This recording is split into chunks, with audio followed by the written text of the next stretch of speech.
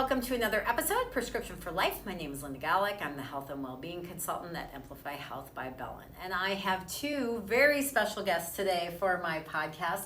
So welcoming Jackie and Melissa. Hello, ladies. Hi, Hello. thanks for having us. Yes, thanks for being here. So we are going to focus on health coaching today. And the two of you have a story to share, so I'll let you do that.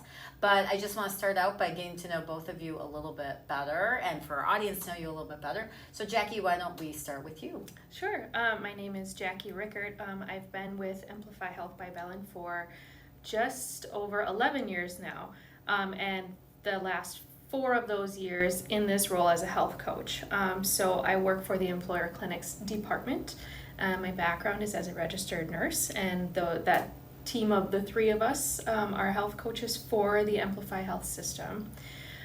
So that job has morphed a lot even in the 4 years that I've been in it, but my job is to work with any of our employees who are interested in making some improvements in their health and wellness, and we always say that's in any area of your health. So whether that is physical health, a lot of people call and say that they think I'm going to put them on a diet plan and an exercise routine.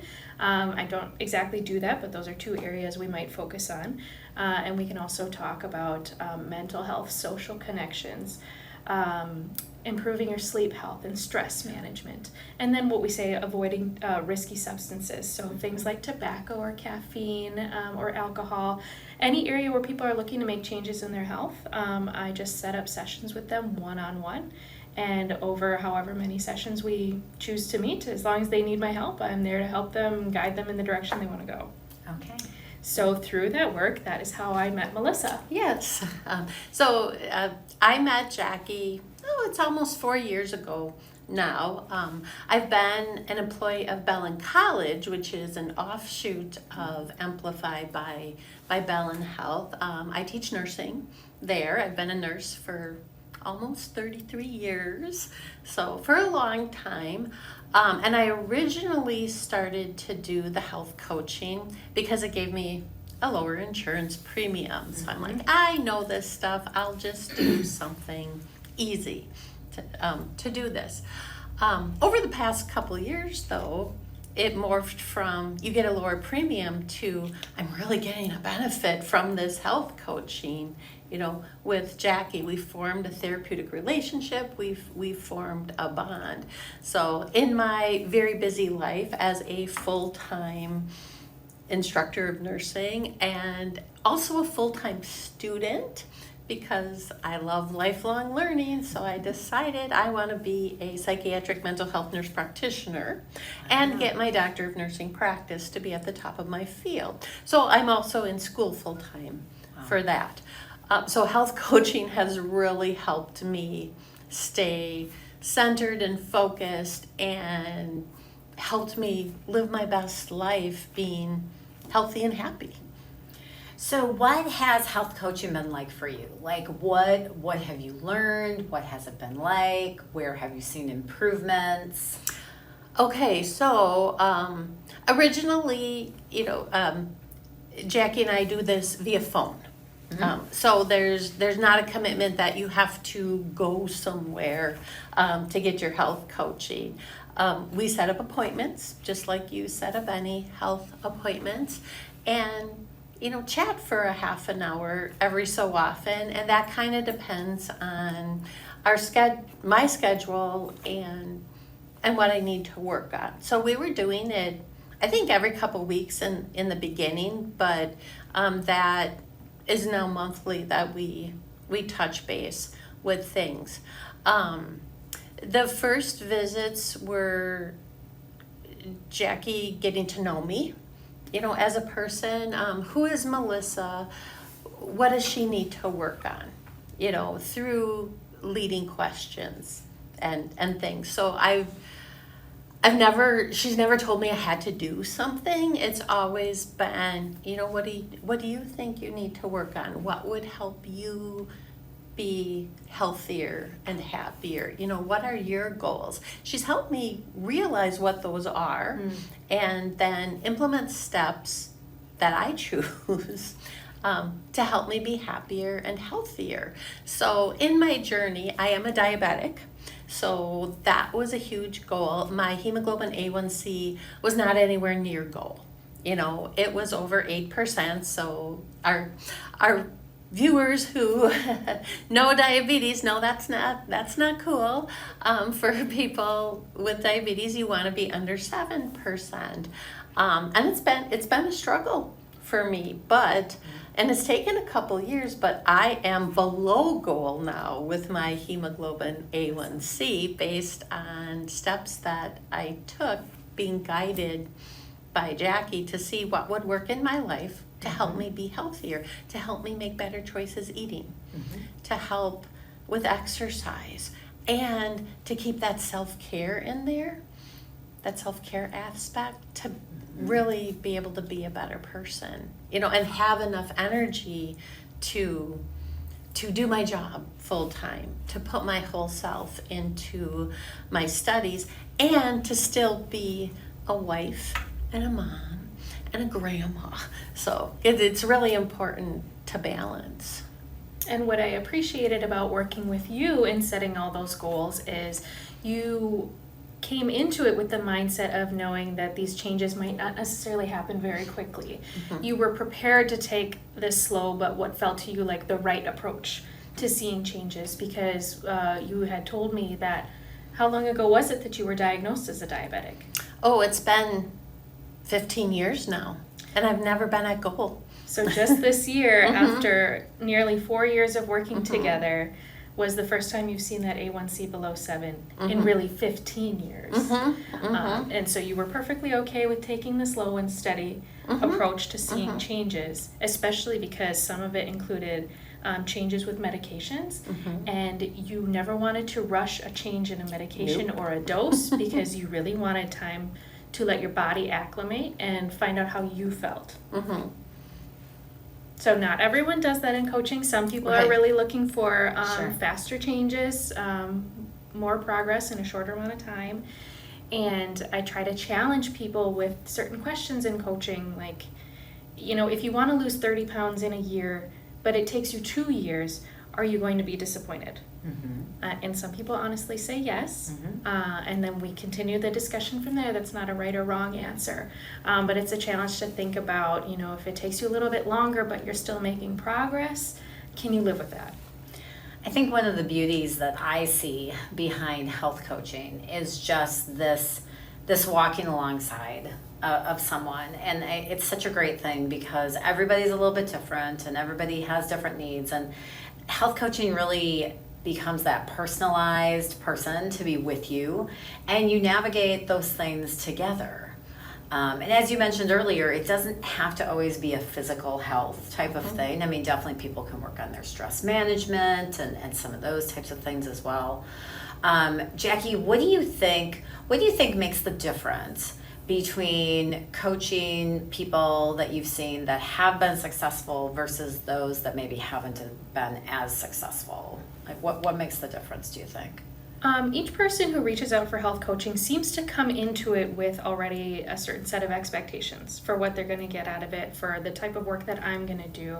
Like I said, some people think that I'm just going to set them up with a plan, like a trainer or like a doctor, and we kind of try to make the point in that first session that that's not the intention. If people can come into it with the idea that they get to make the choice, the changes that are going to happen are all changes that they want. It can be empowering in that way rather than feeling like, oh, well, my coach doesn't do anything for me. She doesn't set my goals for me. We're less likely to be successful with the goals that other people set up for us anyway, because we want your goals to be something that mean a lot to you.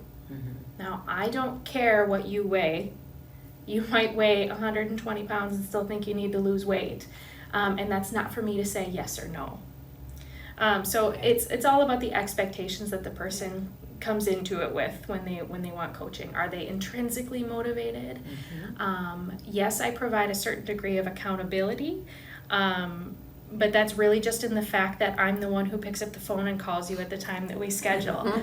From there, it's just sort of like a regurgitation of what happened since the last time we met, where you tell me honestly, because you are the one who wakes up with you every day and goes to bed with you every night and knows honestly how that went. So how did you put in the effort each day between our calls to make the changes? And so then when we get on the phone and we talk about it, it's not for me to shame you or tell you you could have done better or to even congratulate you and be your cheerleader, but to say, okay, now we see these parts that worked, these parts that didn't. Let's keep going with the good stuff, adjust the stuff that didn't work so well so that you can keep seeing progress. And we've done that a lot over the years. You know, I think my original goals, I'm trying to think back, it's been so long ago, really had centered around eating better and trying to find out what does that mean for me and what works with my lifestyle and my food choices, my diet, and then how does that affect my blood sugars. So that was a process because I like chocolate. Well, I was going to say, yes, to touch on that, I know from the beginning that was a goal of yours was, you know, let's play around with how many days per week chocolate is okay with me and how many days maybe I want to try to do without it, because that approach for you, again, slow but actually see progress, where other people might come into it and say, you know what, I think I eat too much chocolate, I'm just going to cut it out forever. And we all tend to know that black and white thinking doesn't always set us up for success. It does work for some people, but it's not necessarily a health coaching approach that we're going for. We want to see you make one small change in the direction you want, and when that gets comfortable and that almost gets easy, we're ready to add something onto it. So the chocolate thing is one we still talk about each time we meet. We do, because I really like chocolate, and if it's in the house, I will eat it. Sure. I will find it. I always say chocolate is my drug of choice. And it's not a goal of yours to eliminate it from your life forever. Nope. It's how can I work it into my day, my diet, so it doesn't spike my blood sugars. How can I keep it more of a special treat, you know, instead of, I have to have it every single day. But on the other side of that is, okay, how can I eat healthier? So, okay, we're not going to eliminate this. We're gonna work it in. But all right, am I getting enough protein? Am I getting enough fruits and vegetables in my whole diet? Also, working in exercise. For me, exercise is walking. So it's not like I'm doing aerobics, you know, this doesn't, I don't run, I don't do aerobics, but walking and walking my dogs is something that I've implemented, and that works really well for me. Yeah, awesome. Yeah. It's so great to hear, you know, like you've tried these different things and you have figured out what fits you and what fits your lifestyle. And I think that's just such a great lesson for all of us to remember, because we have such a habit of comparing ourselves to others and thinking, oh, well, I have to do this because that's what worked for this person, and that isn't always necessarily the case. It is, everyone's got their own journey, and we have to figure that out. And that's how health coaching really helps, because Jackie asks the guiding questions for me to figure it out myself, for me to identify what's important to me. So she's not telling me, oh, you have to do this. It's, you know, what works the best for you? What do you think that would have an impact on your life? Yeah. You know, what could you do to help yourself be the healthiest? So one of the things we talk about in the Lifesaver Wellbeing series is the idea of the Lifesaver story. And the idea behind that is we all have a story to share, and we all can have influence both with ourselves and with those around us. And Melissa, I see you as a Lifesaver story, and because you've made these changes and you've seen a difference in your own life. So what do you think, what are some of the lessons that you've really learned along this journey, you know, working with Jackie the last 4 years? What have you learned about yourself, or what are other tidbits that you would tell other people that might be helpful for them if they're considering a change in their own lives? Okay, I've learned a lot about myself, And that's part of the coaching. It makes you look inside, it makes you reflect and see what is really important to me. And I have found that exercise in the form of walking and walking my dogs and having that peace in nature and going out, that's important to me. Now that I've met my A1C goals, which I never thought it was gonna happen.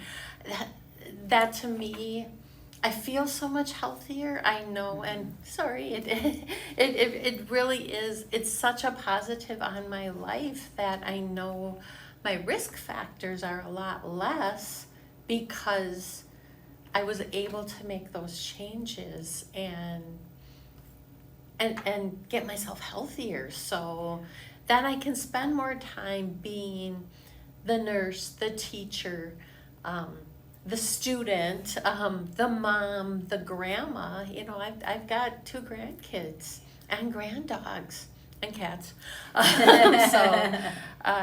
There's a lot to look forward to, and I know I'll have more years because I've been able to make myself take those steps to be healthier with Jackie's help. That's awesome. So, and I don't care. So great to hear. So great to hear. Yeah. And it just, it just goes to show like the impact, the ripple effect of these changes where we start to get our hands around what it means to take care of me and what I can do to move that forward so that I can have a better life for myself, but also truly be better for others. And, one of my roles is teacher. So I teach the next generation of nursing students. I'm able to set a better example for them about taking care of yourself, eating healthy, exercising. And then the other thing I'm big on, which I've discovered through working with Jackie, is self-care. So where can you take time for yourself? And what are those activities? Like, I love to read.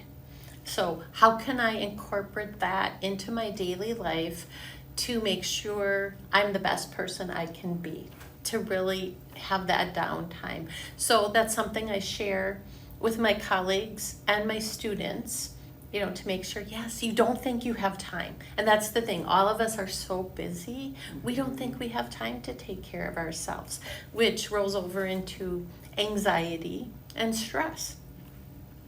If we take a little bit of time for ourselves, and it doesn't have to be long, you can build in 15, 20 minutes. We have that. It really affects the rest of your well-being. And as going in to be a psychiatric nurse practitioner, which again, something I never thought, it's not a path I thought I'd be on, but it's something I can share with my patients too, about the importance of, okay, what do you do for fun? What are your hobbies? What brings you joy? Helping work that into the conversation, into their plan of care.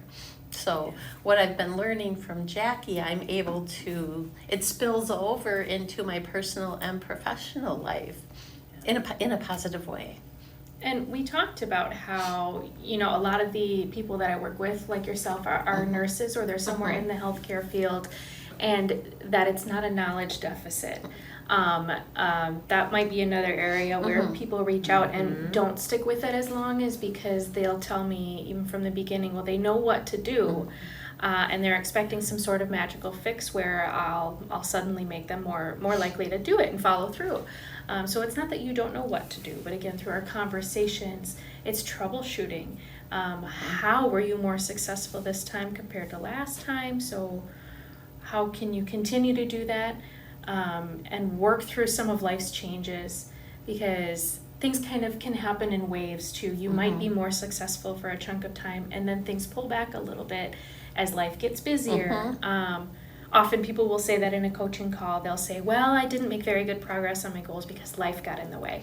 And a frequent response I have to that is, we need to find a way to make your goals and your life coexist, because that's what you want. You don't want to sacrifice the life that you live now in terms of, enjoying the aspects that you enjoy in exchange for your goals or vice versa. We shouldn't have to pick one or the other. It's about finding a way to make all of it coexist in a way that you're happy with. Because there are bumps in the road. I mean, I've Oh, had yes. a lot of bumps yes. in the road along the way, or shifting of priorities. You know, what were my goals in the beginning? As life happened, as life changed, we've modified those goals. And I should say I modified the goals.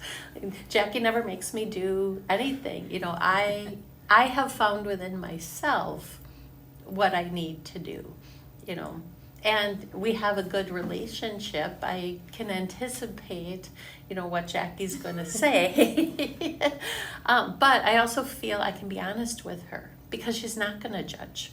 You know, that's not her role. Her role is to help me find out what can work for me, or maybe why didn't this work? Let's explore that. How could we tweak that a little? So.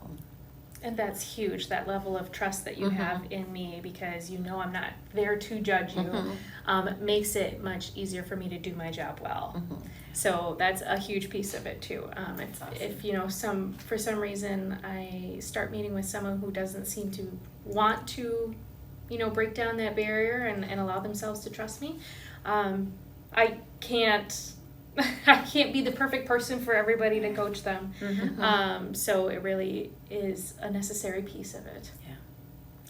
Well, ladies, this has been just such a fun conversation. I think it's just such a beautiful story on what can happen, you know, when somebody is participating in health coaching. And I want to encourage our viewers, if you're interested in bringing health coaching, you know, to your world or to your employees' world, it's something you would like to have as a work benefit, please reach out to us, because that is something we can offer to you through our business health division. So make note of that. If you're thinking, ooh, I really would like to have that at my company to help my people, please let us know. But as we wrap up today, any parting thoughts from the both of you? Anything else that you wanted to mention today that you didn't get to talk about, or other things that you want our audience to know today? I just would like people to know to keep an open mind and try it. You know, try it and see if it works for you. You know, Absolutely. I went in with, I'm only going to do this for a year because that's what I have to do to meet the requirements, and I'm doing it 4 years later where it is no longer a requirement. I don't get any lower insurance premium or anything for it. I'm doing it intrinsically to help me be the best person I can be. And sometimes it takes a while, but you can get there. You can get there. Yeah, cool. Any parting thoughts, Jackie? It's working with people like Melissa, where I feel like I don't work very hard because it's so enjoyable to help people become better versions of themselves. I'm just so fortunate to do the type of work that I do. So, you know, I hope that you and that other people I work with feel the passion on my end of it, where it's just such an honor to just pick up the phone and have a conversation with a friend once a month. Yes, Yeah. yes. Awesome. Well, thanks for watching and listening today. We appreciate our audience. Please like, subscribe, share this podcast, and again, reach out to us if you're interested.